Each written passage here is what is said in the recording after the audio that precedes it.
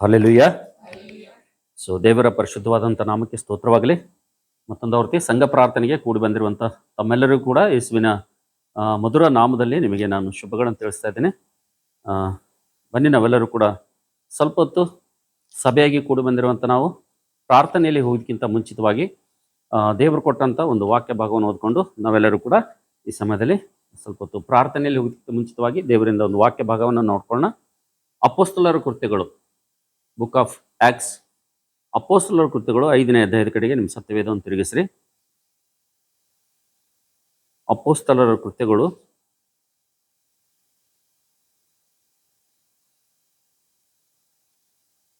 ಅಪೊಸ್ತಲರ ಕೃತ್ಯಗಳು 5ನೇ ಅಧ್ಯಾಯ, ನಾವೆಲ್ಲರೂ ಸೇರಿ 10ನೇ ವಚನ ಮತ್ತು 11ನೇ ವಚನ 10ನೇ ವಚನ ಮತ್ತು 11ನೇ ವಚನ ನಾವೆಲ್ಲರೂ ಕೂಡಿ ಈ ವಾಕ್ಯವನ್ನು ಓದ್ಕೊಳ್ಳೋಣ. ಬನ್ನಿ, ಎಲ್ಲರೂ ಸೇರಿ ವಾಕ್ಯ ಓದ್ಕೊಳ್ಳೋಣ. ಕೂಡಲೇ ಆಕೆಯು ಅವನ ಪಾದಗಳ ಮುಂದೆ ಬಿದ್ದು ಪ್ರಾಣ ಬಿಟ್ಟಳು. ಆ ಯವನಸ್ಥರು ಒಳಗೆ ಬಂದು ಆಕೆಯು ಸತ್ತಿರುವುದನ್ನು ಕಂಡು ಆಕೆಯನ್ನು ಹೊತ್ತುಕೊಂಡು ಹೋಗಿ ಗಂಡನ ಮಗ್ಗಲಲ್ಲಿ ಹೂಣಿಟ್ಟರು. ಮತ್ತು ಸರ್ವ ಸಭೆಗೂ ಈ ಸಂಗತಿಗಳನ್ನು ಕೇಳಿದವರೆಲ್ಲರಿಗೂ ಮಹಾ ಭಯ ಹಿಡಿಯಿತು. ದೇವರು ಈ ವಾಕ್ಯದಿಂದ ನಮ್ಮ ಜೊತೆ ಮಾತಾಡಿ ಮತ್ತು ಪ್ರಾರ್ಥನೆಗೋಸ್ಕರವಾಗಿ ನಮ್ಮನ್ನು ಸಿದ್ಧಪಡಿಸುವಂತೆ ನಾವು ಸ್ವಲ್ಪ ಒಂದು 5 ನಿಮಿಷ ಈ ವಾಕ್ಯ ಭಾಗವನ್ನು ನಾವು ಧ್ಯಾನ ಮಾಡೋಣ. ಈ 2 ವಚನಗಳು ಓದಿ ನನಗೆ ಸಹಾಯ ಮಾಡ್ತಮ್ಮ ಜೋರಾಗಿ. ಕೂಡಲೇ ಆಕೆಯು ಅವನ ಪಾದಗಳ ಮುಂದೆ ಬಿದ್ದು ಪ್ರಾಣ ಬಿಟ್ಟಳು. ಆ ಯವನಸ್ಥರು ಒಳಗೆ ಬಂದು ಆಕೆ ಸತ್ತಿರುವುದನ್ನು ಕಂಡು ಆಕೆಯನ್ನು ಹೊತ್ತುಕೊಂಡು ಹೋಗಿ ಗಂಡನ ಮಗ್ಗಲಲ್ಲಿ ಹೂಣಿಟ್ಟರು. ಮತ್ತು ಸರ್ವ ಸಭೆಗೂ ಈ ಸಂಗತಿಗಳನ್ನು ಕೇಳಿದವರೆಲ್ಲರಿಗೂ ಮಹಾ ಭಯ ಹಿಡಿಯಿತು. Hallelujah, hallelujah.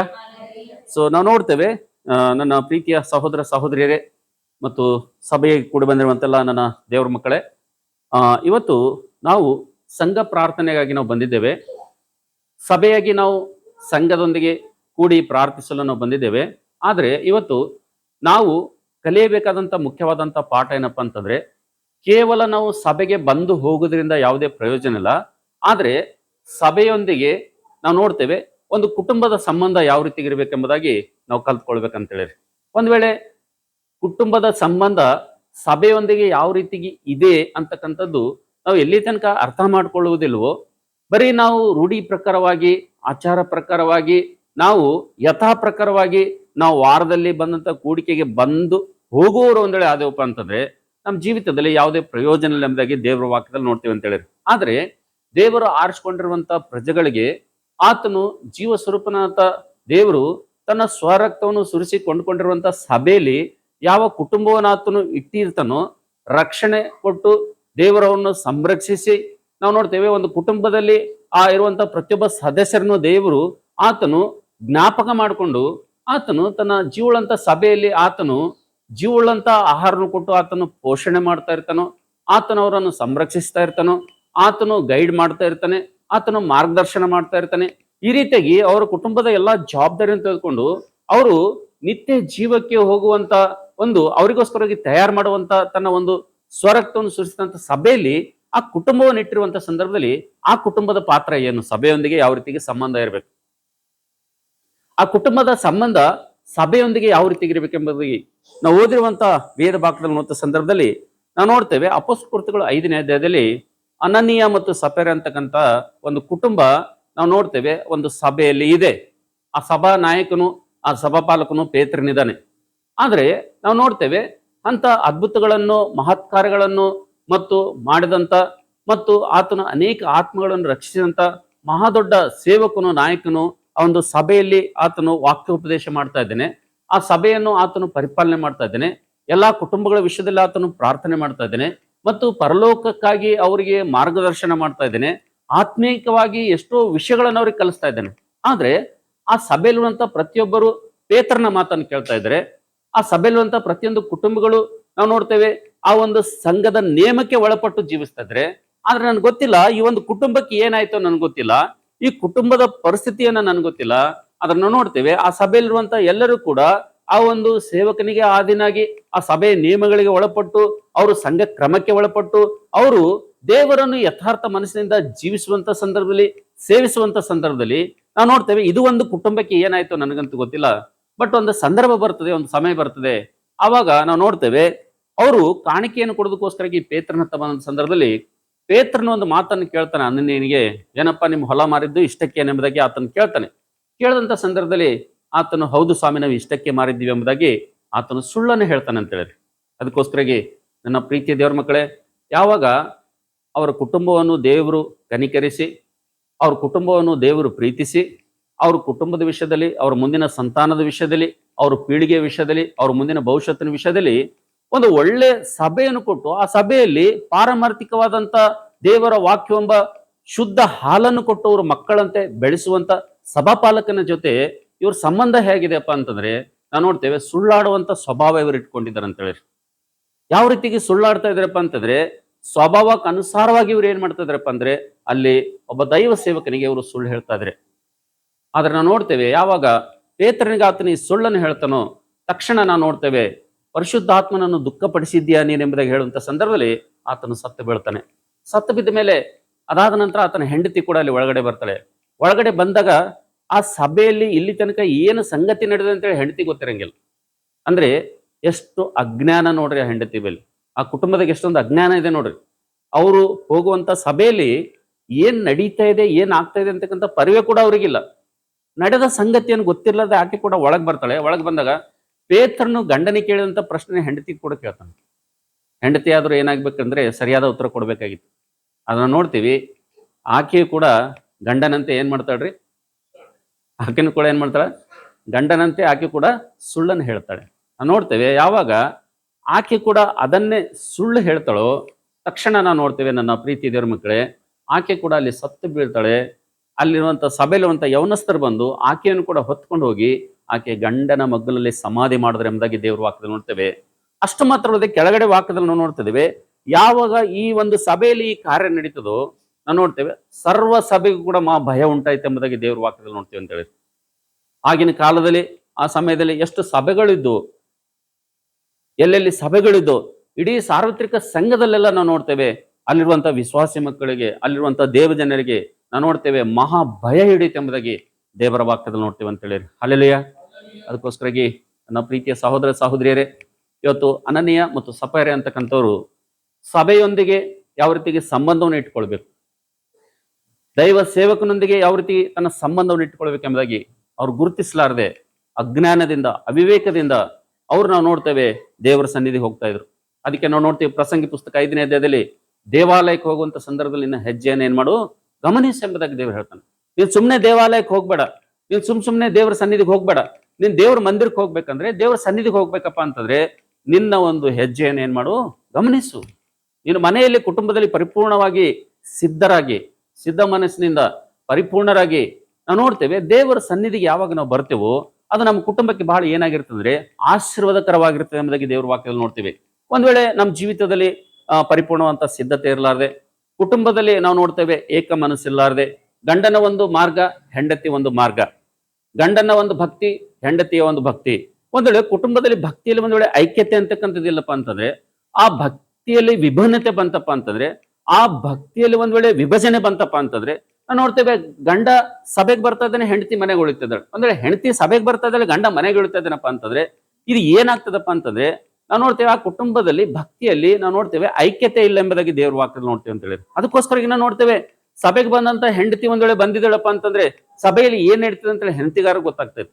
ಒಂದ್ ವೇಳೆ ಗಂಡನ ರೆಗ್ಯುಲರ್ ಆಗಿ ಸಭೆಯಾಗಿ ಕೂಡುವಂತ ಸಂದರ್ಭದಲ್ಲಿ, ಸಹವಾಸದಲ್ಲಿ ಎಲ್ಲರೂ ಸೇರಿ ಬರುವಂತ ಸಂದರ್ಭದಲ್ಲಿ ಆತನಾದ್ರೂ ಸೇರಿ ಬರ್ತಾ ಇದ್ದಾನಪ್ಪ ಅಂತಂದ್ರೆ, ಕುಟುಂಬವಾಗಿ ಬರ್ತಾ ಇದ್ರೆ ಅಂದ್ರೆ ಸಭೆಯಲ್ಲಿ ಏನ್ ನಡೀತಿದೆ ಎಂಬುದಾಗಿ ಅವ್ರಿಗೆ ಪರಿಪೂರ್ಣ ಅಂತ ಜ್ಞಾನ ಇರ್ತದೆ. ಆದ್ರೆ ಅವ್ರಿರುವಂತ ಒಂದು ಭಯಂಕರವಾದಂತ ಒಂದು ನಷ್ಟ ಏನಪ್ಪಾ ಅಂದ್ರೆ, ಆ ಒಂದು ಶೋಚನೀಯ ಸ್ಥಿತಿ ಏನಪ್ಪಾ ಅಂತಂದ್ರೆ, ಗಂಡನು ಬಂದಾಗ ಹೆಂಡತಿ ಬರ್ತಾ ಇರ್ಲಿಲ್ಲ, ಹೆಂಡತಿ ಬಂದಾಗ ಗಂಡ ಬರ್ತಾ ಇರ್ಲಿಲ್ಲ. ಅದರಿಂದ ಇಬ್ಬರಲ್ಲಿ ಏನೈತ್ರಿ ಬಹಳ ಕನ್ಫ್ಯೂಷನ್ ಐತಿ, ಯಾರು ಏನ್ ಹೇಳಿದಾರೆ ಅಂತೇಳಿ ಗೊತ್ತಾಗ್ತಾ ಇರಲ್ಲ ಅವ್ರಿಗೆ. ಅದಕ್ಕೆ ನಾವು ನೋಡ್ತೀವಿ ಅವ್ರಿಬ್ರು ಗಂಡ ಹೆಂಡತಿ ದೇವರ ಸನ್ನಿಧಿಗೆ ಬಂದಾಗ ಅವರು ದೇವರಿಂದ ಏನಾದ್ರು ಮೇಲನ್ನು ಹೊಂದಿದ್ರ, ದೇವರಿಂದ ಏನಾದ್ರು ಪ್ರಯೋಜನ ಹೊಂದಿದ್ರ, ದೇವರಿಂದ ಏನಾದ್ರೂ ಒಂದ್ ವೇಳೆ ಅವರು ಆಶೀರ್ವಾದವನ್ನು ಹೊಂದಿದ್ರ? ನಾವು ನೋಡ್ತೇವೆ ನನ್ನ ಪ್ರೀತಿ ದೇವರ ಮಕ್ಕಳೇ, ಅವರು ಸಭೆಗೆ ಬಂದು ರಕ್ಷಣೆ ಹೊಂದಿ ಬ್ಯಾಪ್ಟಿಸಮ್ ತಗೊಂಡು ಸಂಘ ಸಹವಾಸದಲ್ಲಿದ್ದು ಪ್ರಯೋಜನ ಏನಾಯ್ತು ಹೇಳ್ರಿ? ಅದಕ್ಕೆ ನನ್ನ ಪ್ರೀತಿ ದೇವರ ಮಕ್ಕಳೇ, ಇವತ್ತು ಸಭೆಗೆ ಕೂಡಿ ಬಂದಿರುವಂತ ನಾವೆಲ್ಲರೂ ಕೂಡ, ದೇವರ ಸನ್ನಿಧಿಗೆ ಬಂದಿರುವಂತ ನಾವೆಲ್ಲರೂ ಕೂಡ, ಯಾವಾಗ ನಾವು ಸಭೆ ಅಂತೇಳಿ ಬರ್ತದೋ ಅವಾಗ ಕುಟುಂಬ ಅಂತಕ್ಕಂಥದ್ದು ಬಹಳ ಪ್ರಾಮುಖ್ಯತೆ ಅಂತೇಳಿ. ಯಾವಾಗ ಸಭೆ ಅಂತಕ್ಕಂಥದ್ದು ಬರ್ತದೋ, ಸಭೆ ಅಂತಕ್ಕಂಥದ್ದು ಅಷ್ಟೊಂದು ಸಾಮಾನ್ಯವಾಗಿಲ್ರಿ. ಸಹವಾಸ ಅಂತಕ್ಕಂಥದ್ದು ಅಷ್ಟೊಂದು ಹಗುರವಾಗಿ ನಾವು ತಿಳ್ಕೊಳ್ಬಾರ್ದು.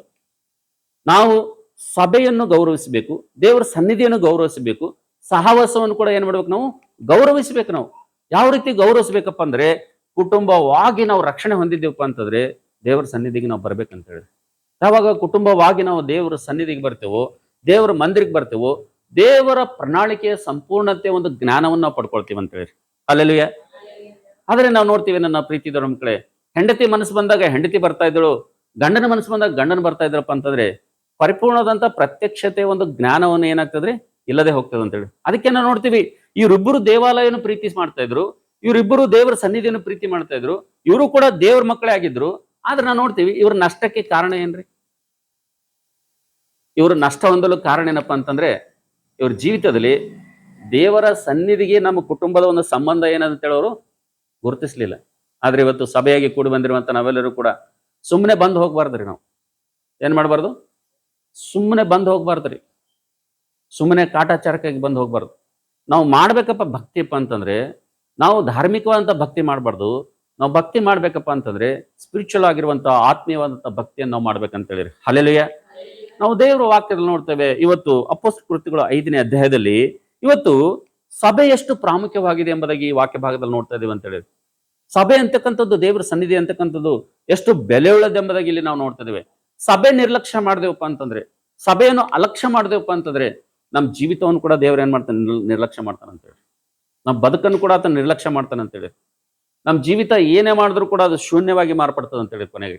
ಅದಕ್ಕೋಸ್ಕರಾಗಿ ದೇವರ ಮಕ್ಕಳೇ, ಈ ನನ್ನ ಮಾತುಗಳನ್ನು ಕೇಳುವಂತೆಲ್ಲ ನನ್ನ ಸಹೋದರ ಸಹೋದರಿಯರೇ, ಒಂದ್ ವೇಳೆ ನಿಮ್ಮ ಕುಟುಂಬದಲ್ಲಿ ಯಾರಾದರೂ ಗಂಡ ಹೆಂಡತಿ ಮಧ್ಯದಲ್ಲಿ ಒಮ್ಮನ್ಸ್ ಒಂದ್ ವೇಳೆ ಇರಲಿಲ್ಲಪ್ಪ ಅಂತಂದ್ರೆ, ನಿಮ್ಮ ಮಕ್ಕಳ ಮಧ್ಯದಲ್ಲಿ ನಿಮ್ಗೆ ಒಮ್ಮನ್ಸ್ ಇರ್ಲಿಲ್ಲಪ್ಪ ಅಂತಂದ್ರೆ, ಇವತ್ತೇ ಈ ಕೂಡಿಕೆ ಆದ ನಂತರ, ಈ ಸಂದೇಶ ಮುಗಿದ ನಂತರ ನಿಮ್ಮ ಕುಟುಂಬದಲ್ಲಿ ಹೋಗಿ ಒಂದು ಸಮಾಲೋಚನೆ ಮಾಡೋದು ಒಳ್ಳೇದಂತ ನನಗನ್ನಿಸ್ತದೆ. ಕುಟುಂಬದೆಲ್ಲರೂ ಕೂತ್ಕೊಂಡು ಒಂದು ಆಪ್ತ ಸಮಾಲೋಚನೆ ಮಾಡುವಂಥದ್ದು, ಕುಟುಂಬದವರೆಲ್ಲ ಕೂತ್ಕೊಂಡು ಮಾತಾಡುವುದು, ಈ ದೇವರ ಸನ್ನಿಧಿ ಬಗ್ಗೆ ಒಂದು ಡಿಸ್ಕಸ್ ಮಾಡೋದು, ದೇವರ ಸನ್ನಿಧಿ ಬಗ್ಗೆ ಒಂದು ತೀರ್ಮಾನ ತೆಗೆದುಕೊಳ್ಳೋದು ಬಹಳ ಒಳ್ಳೇದಂತ ನನಗನ್ನಿಸ್ತದೆ. ಒಂದ್ ವೇಳೆ ಇದೇ ಚಾಳಿ ನಾವು ಒಂದ್ ವೇಳೆ ಮುಂದುವರಿಸ್ತೇವಪ್ಪ ಅಂತಂದ್ರೆ, ಇದೇ ಒಂದು ಅಭ್ಯಾಸ ನಾವು ಮುಂದುವರಿಸ್ತೇವಪ್ಪ ಅಂತಂದ್ರೆ, ನನ್ನ ಪ್ರೀತಿದವ್ರ ಮಕ್ಕಳೇ, ನೀವು ಸಭೆಗೆ ಬರೋದಕ್ಕಿಂತ ನಿಮ್ಮ ಮನೆಗಿರೋದು ಭಾಳ ಬೆಟರ್ ಅಂತಾರೆ. ಚರ್ಚಿಗೆ ಬರೋದಕ್ಕಿಂತ ನೀವು ನಿಮ್ಮ ಮನೇಲಿದ್ರೆ ಅಂದ್ರೆ ನಿಮ್ಮ ಪರ್ಸನಲ್ ಕೆಲಸಗಳಾಗ್ತಾವ ಅಷ್ಟೇ ಹೊರತಾಗಿ. ಆದ್ರೆ ಇವತ್ತು ದೇವರ ಸನ್ನಿಧಿಗೆ ಬಂದಿರುವಂತ ನಾವೆಲ್ಲರೂ ಕೂಡ ಬಹಳ ಪ್ರಾಮುಖ್ಯವಾಗಿ ನಾವು ಒಂದನ್ನು ತಿಳ್ಕೊಳ್ಬೇಕೇನಪ್ಪಾ ಅಂತಂದ್ರೆ, ಸಭೆ ಅಂತಕ್ಕಂಥದ್ದು ಅದು ಸಾಮಾನ್ಯವಾದದ್ದಲ್ಲ.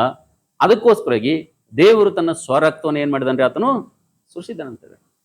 ದೇವರು ಸ್ವರಕ್ತವನ್ನು ಸುರಿಸಿದಂತ ಸಭೆ ಇವತ್ತು ನಿನಗೋಸ್ಕರ ದೇವರು ಸಿದ್ಧಪಡಿಸಿರುವಂತ ಸಂದರ್ಭದಲ್ಲಿ ಅದನ್ನ ನೀನು ಹೇಗೆ ಸಮಯ ಇದ್ರೂ ಕೂಡ ನೀನು ನಿರ್ಲಕ್ಷ್ಯ ಮಾಡ್ತೀಯ.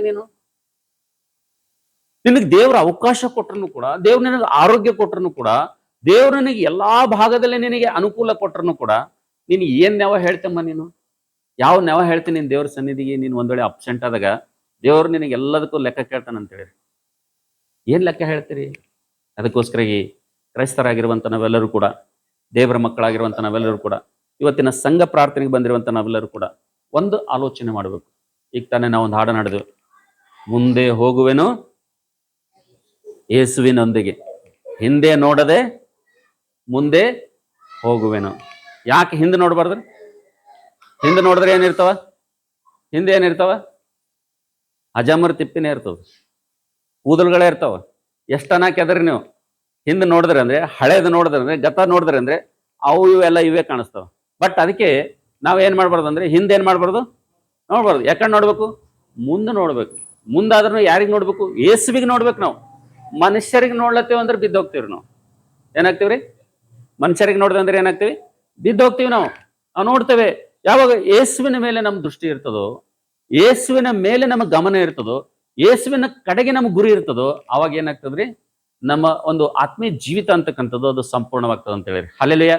ಅದಕ್ಕೆ ನಾವು ನೋಡ್ತೀವಿ, ಪೇತ್ರನ ನಾವು ನೋಡ್ತೇವೆ, ನೀರಿನ ಮೇಲೆ ಯೇಸುವಿನ ಹಾಗೆ ನಡಿಬೇಕೆಂಬುದಾಗಿ ಆತನು ಕೂಡ ಅಕ್ಸೆಪ್ಟ್ ಆಗ್ತಾನೆ. ಆತನು ಕೂಡ ಆತನು ನಡಿಬೇಕೆಂಬುದಾಗಿ ಆತನು ಎಷ್ಟೋ ಸಂತೋಷ ಪಡ್ತಾನೆ. ಯೇಸು ಕೂಡ ಹೇಳ್ತಾನೆ, ಬಾ ಎಂಬುದಾಗಿ ಹೇಳ್ತಾನೆ. ಯೇಸು ಹೇಳಿದಂತೆ ಪೇತ್ರನ ಅಂದ್ಕೊಂಡಂತೆ ನೀರಿನ ಮೇಲೆ ನಡಿಲಿಕ್ಕೆ ಪ್ರಾರಂಭ ಮಾಡ್ತಾನೆ. ಎಲ್ಲಿ ತನಕ ಯೇಸುವಿನ ಮೇಲೆ ದೃಷ್ಟಿ ಇರ್ತದೋ ಅಲ್ಲಿ ತನಕ ನೀರಿನ ಮೇಲೆ ಯೇಸುವಿನಂತೆ ಪೇತ್ರ ನಡೀತಾನೆ.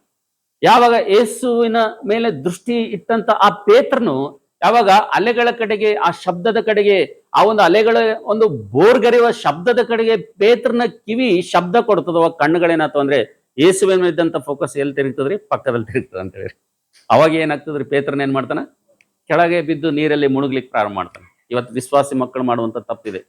ಇವತ್ತು ಚರ್ಚಲ್ಲಿ ಪ್ರಸಂಗ ಯಾರ್ದದ, ಇವತ್ತು ಸಭೆಯಲ್ಲಿ ಯಾರು ವಾಕ್ಯ ಹೇಳ್ತಾರ, ಈ ರೀತಿಯಾಗಿ ನಾವು ನೋಡ್ತೇವೆ. ಇವತ್ತು ಸಭೆಯಲ್ಲಿ ನೋಡಿ ಇವತ್ತು ಸಭೆಯನ್ನು ಪ್ರೀತಿ ಮಾಡುವಂತವ್ರು, ಸಭೆಗೆ ಹಾಜರಾಗುವಂತವ್ರನ್ನ ಇವತ್ತು ನಾವು ನೋಡ್ತೀವಿ ಅಂತ ಹೇಳಿ. ಆದ್ರೆ ದೇವ್ರ ಮಕ್ಕಳಾಗಿರುವಂತ ನಾವೆಲ್ಲರೂ ಕೂಡ ಇವತ್ತ ಸಭೆಯಲ್ಲಿ ಯಾರೇ ಪ್ರಸಂಗ ಮಾಡಿದ್ರು ಕೂಡ, ಸಭೆಯಲ್ಲಿ ಯಾರೇ ವಾಕ್ಯ ಹೇಳಿದ್ರು ಕೂಡ ನಮ್ ಗುರಿ ಏನು? ಸಭೆಯಲ್ಲಿ ಇವತ್ತು ಯಾರು ವಾಕ್ಯ ಹೇಳ್ತಾರಂತ ಅವ್ರು ನಮ್ ಗುರಿನ? ಅವ್ರ ಮುಖ ನಾವು ನೋಡ್ಬೇಕಾ? ಯಾರಿಗೆ ನೋಡ್ಬೇಕು? ನಮ್ ಗುರಿ ಏನಾಗಿರ್ಬೇಕು? ಏಸು ನಮ್ ಗುರಿ ಅಂತ ಹೇಳಿರಿ. Hallelujah, hallelujah. ಅದಕ್ಕೋಸ್ಕರ ನನ್ನ ಪ್ರೀತಿದವ್ರ ಮಕ್ಕಳೇ, ದೇವರ ಸನ್ನಿಧಿಗೆ ಬಂದಿರುವಂತ ನಾವೆಲ್ಲರೂ ಕೂಡ ಬಹಳ ಪ್ರಾಮುಖ್ಯವಾಗಿ ಒಂದು ಪ್ರಾರ್ಥನೆ ಮಾಡ್ಬೇಕು. ನಿಂತು ಹೇಳುವಂತ ನಾನು, ಕುಂತ್ ಕೇಳುವಂತ ನೀವೆಲ್ಲರೂ ಕೂಡ ಒಂದು ಅದ್ಭುತವಂತ ಪ್ರಾರ್ಥನೆ ನಾವೆಲ್ಲರೂ ಮಾಡ್ಬೇಕು. ಓ ದೇವ್ರೆ, ನಿನ್ ಸನ್ನಿಧಿಗೆ ಬಂದಿರುವಂತ ನನಗೆ, ದೇವ ನಿನ್ ಮಂದಿರಕ್ಕೆ ಬಂದಿರುವಂತ ನನಗೆ, ಸಂಘ ಸಹವಾಸದಲ್ಲಿ ಬಂದಿರುವಂತ ನನಗೆ, ದೇವರೇ ನಿನ್ನ ಸಭೆಯ ಬೆಲೆಯನ್ನು ಅರ್ಥ ಮಾಡ್ಕೊಳ್ಳುವಂತೆ ಅಪೊಸ್ತಲರು 5ನೇ ಅಧ್ಯಾಯದ ಮೂಲಕವಾಗಿ, ಒಂದು ಕುಟುಂಬದ ಮೂಲಕವಾಗಿ ನನ್ನ ಜೊತೆ ನೀವು ಮಾತಾಡ್ತಾ ಬಂದಿದ್ದೀರಿ ದೇವ. ಹೌದು ಸ್ವಾಮಿ, ಆ ಒಂದು ಪ್ರಾರಂಭದ ಸಭೆಯಲ್ಲಿ, ಆದಿ ಸಭೆಯಲ್ಲಿರುವಂತ ಪ್ರತಿಯೊಬ್ಬರು ಸಂಘ ನೇಮಕ್ಕೆ ಒಳಪಟ್ಟಿದ್ರು, ಸಭೆಯ ದರ್ಶನದಲ್ಲಿ ಮುಂದೆ ಹೋಗ್ತಾ ಇದ್ರು, ದೇವರ ಸೇವಕನೊಂದಿಗೆ ಅವರು ಟ್ಯೂನ್ ಆಗ್ತಾ ಇದ್ರು. ಆದ್ರೆ ಅನನೀಯ ಸಪರಿ ಅಂತಕ್ಕಂಥ ಒಂದೇ ಒಂದು ಕುಟುಂಬ ಆ ಸೇವಕನ ಜೊತೆ ಟ್ಯೂನ್ ಆಗ್ಲಾರ್ದೆ, ಆ ಸಭೆಯ ನಿಯಮಾವಳಿಗೆ ಕ್ರಮಕ್ಕೆ ಒಳಗಾಗದೆ, ಅವರು ಸ್ವಬುದ್ಧಿಯ ಮೇಲೆ ಆಧಾರಗೊಂಡು ನಾವು ನೋಡ್ತೇವೆ ಪರಿಪೂರ್ಣವಾದಂತ ಒಂದು ನಿಷ್ಕಪಟವಾದಂತ ಒಂದು ಯಥಾರ್ಥವಾದಂತ ಮನಸ್ಸು, ಭಕ್ತಿ ಅವರಲ್ಲಿ ಇಟ್ಟುಕೊಳ್ಳದೆ ನಾವು ನೋಡ್ತೇವೆ ಅವರು ಸರಳ ಹೃದಯವನ್ನು ಇಟ್ಟುಕೊಳ್ಳದೆ ಅವರು ಕಾಟಾಚಾರದ ಕಪಟ ಹೃದಯವನ್ನು ಇಟ್ಕೊಂಡಿದ್ದರಿಂದ, ಅದರಿಂದ ದೇವರ ಸನ್ನಿಧಿ ನಿರ್ಲಕ್ಷ್ಯ ಮಾಡಿದ್ದರಿಂದ ತಮ್ಮ ಜೀವಿತದಲ್ಲಿ ನಷ್ಟವನ್ನು ತಂದ್ಕೊಂಡ್ರು. ಓ ದೇವರೇ, ನಿನ್ನ ಸನ್ನಿಧಿಗೆ ಬಂದಿರುವಂತ ನನಗೆ ಇವತ್ತೊಂದು ದೊಡ್ಡ ಒಂದು ಪಾಠ ಕಲಿಸಿದ್ಯಾ ದೇವರೇ. ನೀನು ಸ್ವರಕ್ತವನ್ನು ಸುರಿಸಿಕೊಂಡಿರುವಂತ ಸಭೆಯೊಂದಿಗೆ ನನ್ನ ಕುಟುಂಬದ ಸಂಬಂಧ ಯಾವ ರೀತಿಗೆ ಇರ್ಬೇಕಪ್ಪ ಅಂತಂದ್ರೆ ಯಥಾರ್ಥವಾದಂತ ಸಂಬಂಧ ಸಭೆಯೊಂದಿಗೆ ಇರ್ಬೇಕಂತೇಳಿ. ಅಲ್ಲೆಲ್ಲೇ ಸಭೆಯೊಂದಿಗೆ ಸಂಬಂಧ ಹೆಂಗಿರ್ಬೇಕ್ರಿ? ಯಥಾರ್ಥವಾದಂತ ಸಂಬಂಧ, ನಿಷ್ಕಪಟವಾದಂತ ಸಂಬಂಧ. ಸಭೆಯೊಂದಿಗೆ ಯಾವಾಗ ಒಂದು ಕುಟುಂಬ ಏನಾಗ್ತಂದ್ರೆ ಅದು ಹೊಂದಿಕೊಂಡಿರ್ತದೋ ಅವಾಗ ದೇವರ ಸಭೆಯಲ್ಲಿ ಏಳಿಗೆ ಅಂತಕ್ಕಂಥದ್ದು ಬರ್ತದೆ ಅಂತ ಹೇಳಿ. ಹಲ್ಲೆಲೂಯ. ದೇವರ ಸಭೆ ಅಭಿವೃದ್ಧಿ ಅಂತಕ್ಕಂಥದ್ದು ಆಗ್ತದೆ ಅಂತ ಹೇಳಿ. ಹಲ್ಲೆಲೂಯ. ಯಾವಾಗ ಸಭೆಯಲ್ಲಿ ಕುಟುಂಬಗಳು ಈ ರೀತಿಗೆ ದೇವರ ಸನ್ನಿಧಿಯನ್ನು ಪ್ರೀತಿ ಮಾಡೋದನ್ನು ಕಲಿತಾರೋ, ಕುಟುಂಬಗಳು ಯಾವಾಗ ದೇವರ ಸನ್ನಿಧಿಯನ್ನು ಗೌರವಿಸೋದನ್ನು ಕಲಿತಾರೋ, ದೇವರ ಮಂದಿರದಲ್ಲಿ ಯೇಸು ಕ್ರಿಸ್ತನ ರಕ್ತವನ್ನು ಸುರಿಸಿ ಆತನು ತನ್ನ ಮಕ್ಕಳಾಗಿ ಮಾಡ್ಕೊಂಡಂತವ್ರು ಯಾರ್ಯಾರನ್ನು ಆತನು ಸಭೆಯಲ್ಲಿ ಇಟ್ಟಿರ್ತಾನೋ ಅವರೆಲ್ಲರೂ ಈ ಒಂದು ಸಭೆಯ ದರ್ಶನದಲ್ಲಿ ಸಭೆಯನ್ನು ಪ್ರೀತಿ ಮಾಡುವಂತ ಮಕ್ಕಳು ಯಾವಾಗ ಆಗ್ತಾರೋ, ಸಭೆಯ ಬೆಲೆನ ಅರ್ಥ ಮಾಡ್ಕೊಂಡಂತ ಮಕ್ಕಳು ಯಾವಾಗ ಆಗ್ತಾರೋ ಅವಾಗ ಏನಾಗ್ತದೆ ಅಂದ್ರೆ ದೇವ್ರ ಏನ್ ಮಾಡ್ತಾನೆ ಅಂದ್ರೆ ಮಹತ್ ಕಾರ್ಯಗಳನ್ನು, ಅದ್ಭುತ ಕಾರ್ಯಗಳನ್ನು, ರಕ್ಷಣೆ ಕಾರ್ಯಗಳನ್ನು, ಮಹಿಮೆ ಕಾರ್ಯಗಳನ್ನು ದೇವರು ನಮ್ಮ ಮಧ್ಯದಲ್ಲಿ ಆತನ ಜರುಗಿಸ್ತಾನೆ ಅಂತ ಹೇಳಿ. ಹಲ್ಲೆಲೂಯ. ಅನೇಕ ವಂಡರ್ಸ್ ಗಳನ್ನು ದೇವರು ನಮ್ಮ ಮಧ್ಯದಲ್ಲಿ ಆತನ ಜರುಗಿಸ್ತಾನೆ. ನಾವು ನೋಡ್ತೇವೆ ಆದಿ ಅಪೊಸ್ತಲರ ಆದಿ ಸಭೆ ಬೆಳವಣಿಗೆ ಕಾರಣ ಏನಪ್ಪಾ ಅಂತಂದ್ರೆ ಅವರೆಲ್ಲರೂ ನಾವು ನೋಡ್ತಿದ್ದೇವೆ ಹುದುವಾಗಿದ್ರು, ಅವರೆಲ್ಲರೂ ಐಕ್ಯವಾಗಿದ್ರು, ಅವರೆಲ್ಲರೂ ಒಂದು ಮನಸ್ಸುಳ್ಳವರಾಗಿದ್ರು. ಅವರು ಪ್ರತಿನಿತ್ಯವು ಸಲಮೋನನ ಮಂಟಪದಲ್ಲಿ ಎಲ್ಲರೂ ಸೇರಿ ಬರ್ತಾ ಇದ್ರಂತ ಪ್ರತಿದಿನ. ಹಲ್ಲೆಲೂಯ. ಬೆಳಗ್ಗೆಯಿಂದ ಯಾವ ಕಡೆ ತಮ್ಮ ಹೊಟ್ಟೆಪಾಡಿಗೆ ಎಲ್ಲೆಲ್ಲಿ ಹೋಗ್ತಾ ಇದ್ರು ಗೊತ್ತೇ ಇಲ್ಲ. ಆದ್ರೆ ಸಾಯಂಕಾಲವಾದ ತಕ್ಷಣ ಸಮಯ ಸಿಕ್ಕಾಗಲೆಲ್ಲ ಪ್ರತಿಯೊಂದು ಕುಟುಂಬದವರು, ಶಿಷ್ಯ ವೃಂದದವರು ಎಲ್ಲರೂ ಸೇರಿ ಮಾಡ್ತಿದ್ರೆ ಅಪೋಸ್ತಲರು ನೋಡ್ತೇವೆ ಅವರೆಲ್ಲರೂ ಕೂಡ ಸಲಮೋನನ ಮಂಟಪದಲ್ಲಿ ಏಕವಾಗಿ ಕೂಡಿ ಬರೋದ್ರಿಂದ ಅಲ್ಲಿದ್ದಂತ ಅನೇಕರಿಗೆ ಇವರನ್ನು ನೋಡೋದಕ್ಕೆ, ಇವ್ರ ಬಗ್ಗೆ ಮಾತಾಡೋದಕ್ಕೆ ಭಯ ಆಯ್ತು ಎಂಬುದಾಗಿ ದೇವ್ರ ವಾಕ್ಯದಲ್ಲಿ ನೋಡ್ತೀವಿ ಅಂತ ಹೇಳಿ. ಹಲ್ಲೆಲೂಯ. ನನ್ನ